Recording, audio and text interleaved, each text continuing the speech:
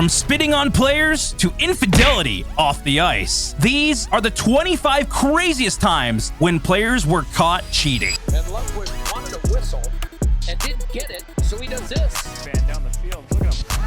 It's unbelievable. Marty gives him a couple swats. He's trying to get a penalty. I tried to stack the goal line to make it a little bit more difficult. And cheating at the dot runs rampant around the league. The problem became so widespread in 2017, the NHL was forced to crack down on violators. They would toss out centers for the first offense and call a minor penalty if the winger also attempts to cheat. Edmonton penalty, a bench minor for face-off violation. To the power play, the Oilers are not happy.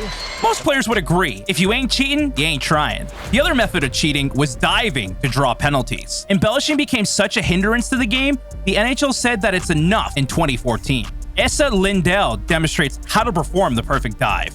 Not once, not twice, but thrice. Somebody give that man an Oscar. Fight! Round 2. Fight!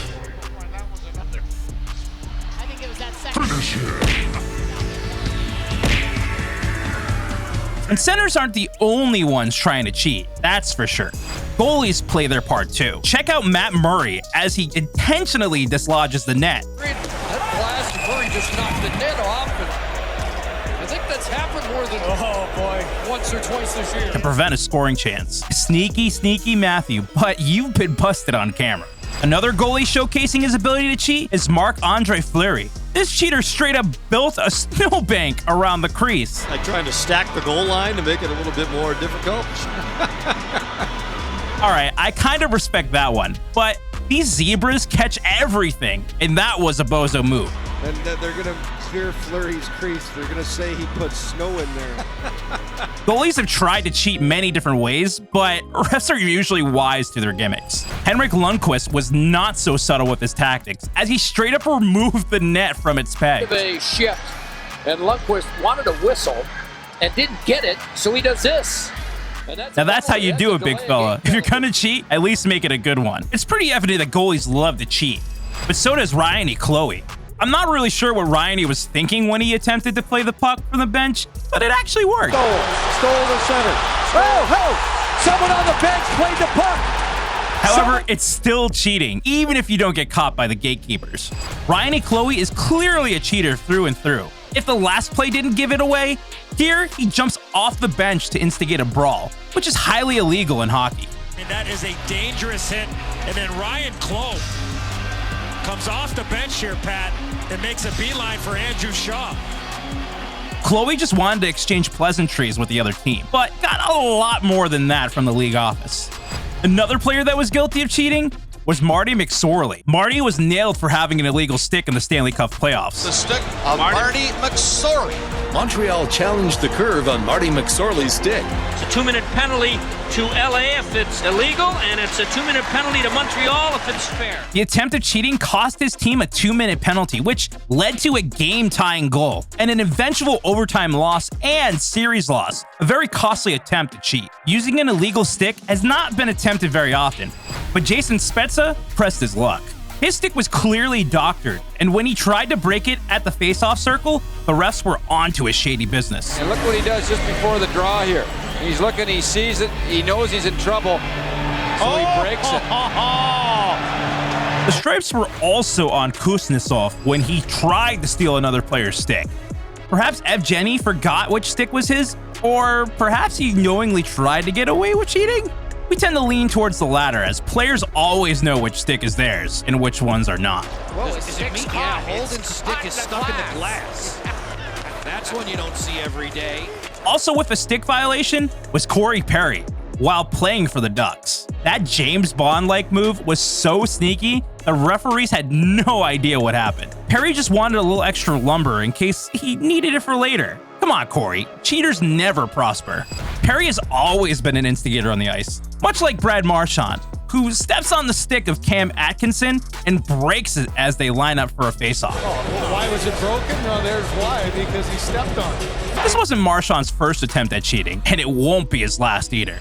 Switching from one pest to another, Sean Avery was one of the worst agitators to ever play the game. The NHL had to invent a new rule because Sean was clearly cheating. And down the field, look at him. It's unbelievable. Marty gives him a couple swats. He's trying to get a penalty. Oh. He would wave his stick right in the face of the opposing goalies, distracting him from the puck. Now, not all cheating moments occur on the ice. Martin Brodeur cheated on his wife with her sister? Talk about an old-time classic fairy tale love story. Marty owned up to his actions, and that alimony payment had him thinking twice about his actions. Cheating can come in all forms in the NHL, like Leo Komarov. Leo was busted for wearing his helmet too high. Some players don't like visors as they restrict sight, so Komarov thought he figured out a way around the rule. Back for the puck is Morgan Riley. Tim Peel with his arm in the air is calling a penalty. Looks like maybe one each way. Not so fast, Leo. That's going to cost you 2 minutes. And oh, would you look at that? Marchand appears on our cheaters list again. Shocker. This time he snows the goalie, a move that used to occur often as a way to intimidate your opponent. Doc, do they play the same style as Martinson? We trust not. See, Marchand's getting a penalty for spraying. He just got a penalty for spraying. In today's game, this is not legal, and Marchand will be taking a seat in the penalty box. Try us a river, Brad. You know what you did. Frank for Toronto figured out a way to cheat, and it had nothing to do with a hockey game. Frank admitted cheating on his ACT. Cheated, like, we'll get you out of it. I was like, okay, I cheated on a couple sections. All right, like, okay. Wait, did you? Or, oh, yeah. Okay. Oh, yeah. I think it worked out pretty well as he scored close to 40 goals this year for the Ducks. Back to some on-the-ice cheating. We find some guys using their heads to cheat, but we're not talking about a headsy play. That was a great chance. And it's knocked into the net. And they're saying no goal.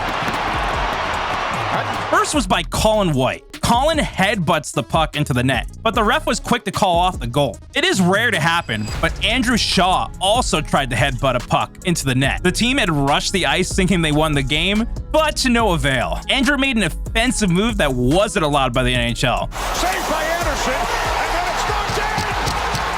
The Blackhawks win in overtime. That would have been a great goal in soccer. Alex Ovechkin knows better than to cheat during an actual game, but during an all-star game, cheating is all in good fun, right? Oh, Ovechkin had it picked by Pasternak. Pasternak's laughing at him. And Ovi throws his stick. And The Capitals captain had his pocket picked and then hurled his stick at Pasta. Darnell and Nurse made a similar play. Only difference was his offense was during an actual game. Cheating is strictly enforced, and throwing your stick to another player just ain't allowed. Cheaters will never prosper, and Nurse will think twice before he attempts that again. If throwing things is your favorite style of cheating, then Scott Hartnell is your man. The Flyers veteran threw his glove like a bonehead. Here comes Malone, moving in on a breakaway. Save made. Throwing his glove was Hartnell, and it's a penalty shot. The goalie made the save on the play too, but couldn't save the penalty shot that was awarded for the brutal projectile. How about we stick with the theme of launching equipment? Unfortunately, throwing equipment is simply not allowed. Landeskog gets in Garland's grill. He's smothered McKinnon and Garland go at it. Most likely, Nathan was concerned for his opponent's head and was just giving him his helmet back. Throwing equipment is a severe infraction, but throwing your bodily fluids at another player is one of the most disgusting ways to cheat. Keandre Miller was spotted spitting in the face of Drew Doughty. They use a forward. There's Miller. Oh, just a rotten move by a player who knows better. Just as disgusting was Garnet Hathaway when he spit on Eric Goodbranson while the teams were engaged in some very physical play. 25. And look at, he's going after both of them here.